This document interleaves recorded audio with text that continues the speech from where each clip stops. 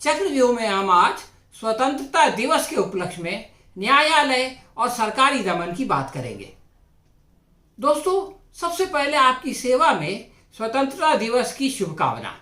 आज प्रधानमंत्री नरेंद्र मोदी ने 7वीं मर्तबा लाल किला से तिरंगा लहराकर पूर्व प्रधानमंत्री अटल बिहारी वाजपेयी का रिकॉर्ड तोड़ दिया। परंतु प्रश्न ये है कि क्या आजादी की लड़ाई केवल इस प्रकार के रिकॉर्ड तोड़ने के लिए लड़ी गई थी? फिलहाल देश में अनेक विख्यात लोगों को स्वतंत्र विचार प्रकट करने की सजा दी जा रही है। ये सूची दिन ब दिन लंबी होती जा रही है। इसमें गौतम नवलखा और आदम तुमले आदि लोग का नाम पहले शामिल हुआ था। फिर इसमें मीरान हैदर और शर्जील इमाम का नाम बढ़ गया। इसके बाद प्रोफेसर अपूर्वानंद और हैनी बाबू पर पंजा कसा गया और फिर डॉक्टर सैयद कासिम रसूल इलियास और कफील खान का गला दबाने का प्रयत्न किया जा रहा है। इनमें हर एक पर चर्चा की जाए तो आजादी का जश्न इसी में गुजर जाएगा। इसलिए उदाहरण के तौर पर केवल प्रशांत भूषण की बात करते हैं। इसी से समझा जा सकता है कि फिलहाल अपने देश में किस तरह का माहौल है, किस तरह से लोगों की आजादी को कुचला जा रहा है। इसलिए कि सरकारी दमन के चलते आजादी, न्याय, समता और समानता जैसे खूबसूरत नारे अर्थहीन हो जाते हैं। दमनकारी नीति का उद्देश्य डराना और धमकाना होता है, मगर डर का कारोबार एक दो-धारी तलवार है। इसमें डराने वाला अगर नाकाम हो जाए तो खुद डर जाता है। प्रशांत भूषण के मामले में भी यही हुआ कि पहले सुप्रीम कोर्ट ने उन्हें डराने का प्रयत्न किया, लेकिन जब वो नहीं डरे तो न्यायालय खुद डर गया। प्रशांत भूषण पर इस उम्मीद में हाथ डाला गया था कि वो डर कर माफी मांग लेंगे, फिर आगे चलकर जब भी हुकूमत या अदालत पर टीका करेंगे तो माफीनामा दिखाकर उन्हें रुस्वा किया जा सकेगा। लेकिन ये दांव उल्टा पड़ गया। प्रशांत भूषण डरने के बजाय अड़ गए। उन्होंने 2 पन्नों की नोटिस के जवाब में 132 पेज का हलफनामा दाखिल कर दिया। इसका नतीजा ये निकला कि सुप्रीम कोर्ट के जज खुद भयभीत हो गए। अदालत ने प्रशांत भूषण के वकील राजीव धवन से पहले फोन पर व्यक्तिगत बातचीत की। अनुमान ये है कि उन्हें समझा बुझाकर मामला रफा दफा करने की पेशकश की गई होगी, परंतु प्रशांत भूषण ने माफी मांगने से साफ इनकार कर दिया और मजबूरन इस बेंच को अपनी प्रतिष्ठा बचाने के लिए मुकदमा चलाने का निर्णय लेना पड़ा।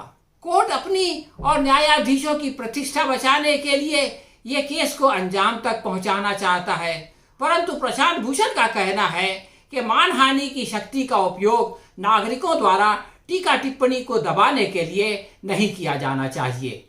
वो लॉकडाउन के दौरान माइग्रेंट लेबर्स और यलगार परिषद केस में कैदियों के प्रश्नों पर सरकार को घेरते रहे हैं। भूषण ने कश्मीर समेत देश के हर भाग में मानव अधिकार के हनन और सांप्रदायिक दंगों के खिलाफ आवाज बुलंद की है।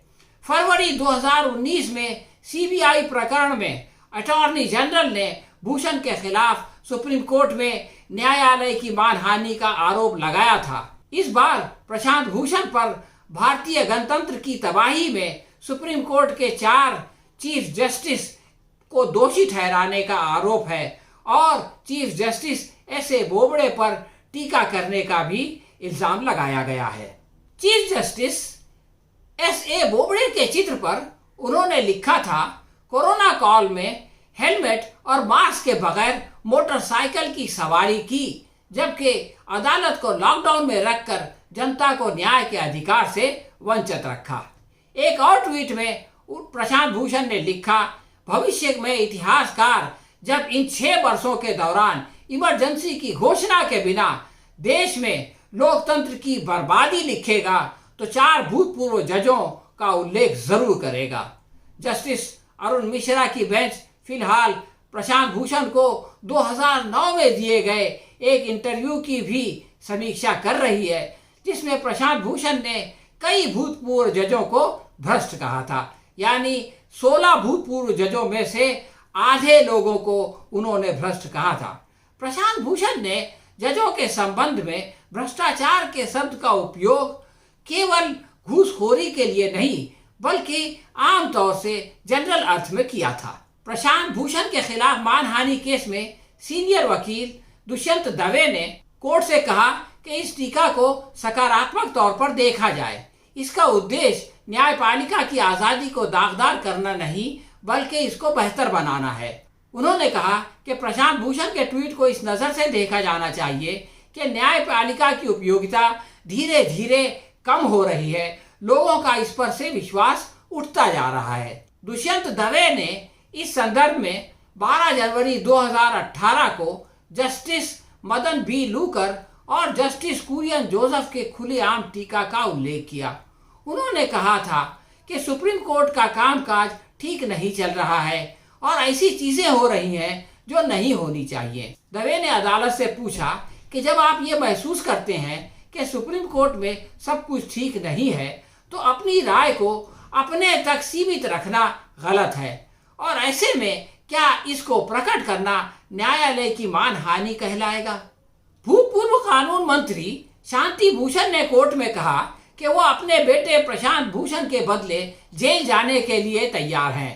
शांति भूषण ने कोर्ट से अपील की कि वो इस सुनवाई को ऑनलाइन सुनवाई बंद होने के बाद की किसी तारीख में रखें क्योंकि उन्हें इस प्रकार दिक्कत हो रही है।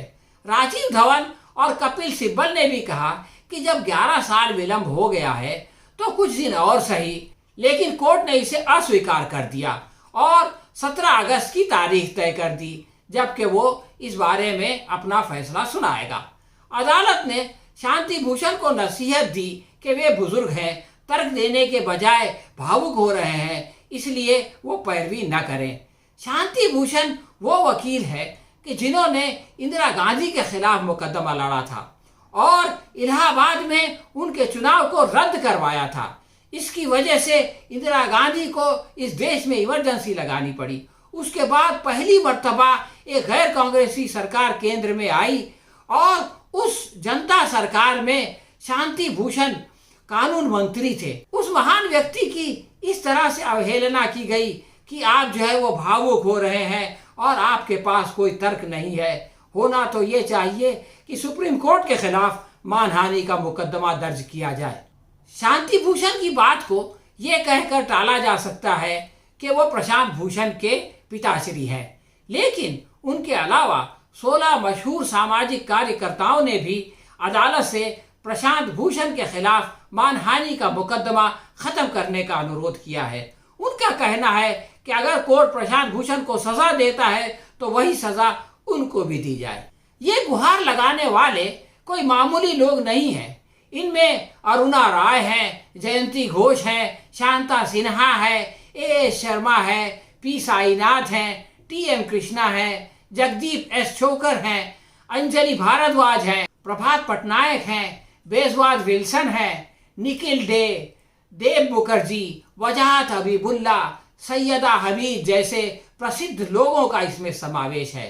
इनका कहना है कि न्यायालय को स्वतंत्र विचार विनिमय की अनुमति देनी चाहिए ताकि देश में लोकतंत्र पिनपे और विभिन्न विचारों को सहन करने की क्षमता बढ़े।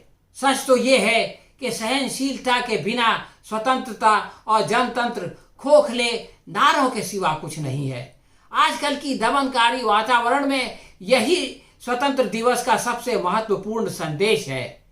हाँ तो दोस्तों, ये थी हमारी आज की समीक्षा। आपको कैसी लगी कमेंट बॉक्स में लिखकर बताएं। अगर पसंद आई हो तो लाइक करें और शेयर करें। हम बहुत जल्द किसी नए विषय के साथ आपकी सेवा में फिर उपस्थित होंगे। तब तक के लिए आज्ञा दीजिए। धन्यवाद।